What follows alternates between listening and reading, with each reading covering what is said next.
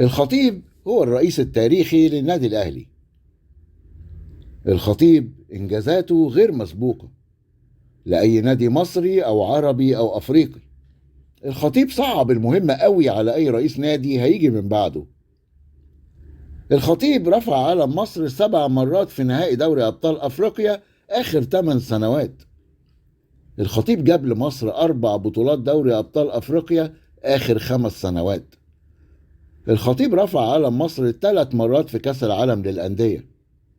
الخطيب وقف أشرف صبحي 4 مرات على منصات التتويج أفريقيا و3 مرات على منصات التتويج عالميا.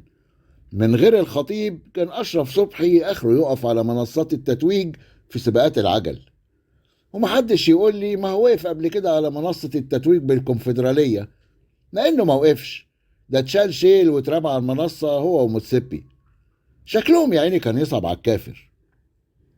الخطيب جاب كأس العالم للأندية النسخة الأصلية هنا في مصر، وعمل بيه أفضل دعاية للسياحة في مصر، وأبهر العالم بحفل معبد حتشبسوت.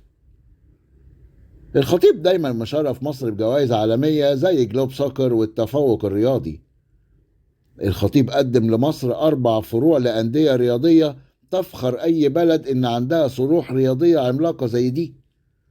الخطيب بيقدم لمصر صرح رياضي جديد متكامل في هيئة استاد عالمي جديد يضاف للبنية الرياضية المصرية. الخطيب مشرف مصر على المستوى الإعلام العربي والدولي، وشوفوا اخواتنا العرب بيتكلموا عنه ازاي، وانفانتينو رئيس جمهورية كرة القدم وهو بيهنيه بعيد ميلاده أو بيهنيه بفوز الأهلي ببطولة أو بميدالية. وآن الأوان إننا نرد البيبو الجميل ونكرمه على عطائه وإنجازاته وتفانيه في حب مصر والأهلي. وبالفعل التحركات بدأت، والوزير بيحاول يمرر بند ال8 سنوات في تعديلات قانون الرياضة اللي هيناقشها مجلس الشعب. وعلى فكرة ده بالنسبة لي شيء طبيعي وما تفاجئتش، شيء متوقع جدا، لأن وجود الخطيب بيحسس الكل بعجزهم وفشلهم وضآلة مكانتهم. ده غير ان هو حاطط على مصر وافريقيا في كل اللعبات رياضيا، وواخد في وشه ورايح للعالمية، ومحدش قادر عليه ولا حد عارف يوقفه. يبقى الحل ايه؟ نحط له بند ال8 سنوات ونخلص منه. مش عايز اخد احكام مسبقة، لكن احساسي ان صعب المحاولات دي تنجح مع الخطيب والاهلي. الاتنين وراهم شعب بسم الله ما شاء الله. لكن صعبان عليا قوي ان الخطيب والاهلي يبقوا بيتحاربوا جوه بلدهم بعد كل النجاحات دي.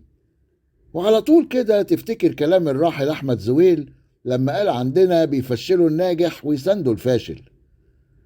لكن ياما دقت على الراس طبول، وكله بيغور وبيفضل الاهلي فوق الجميع غصب عن كل الناس اللي ما عندهاش دم.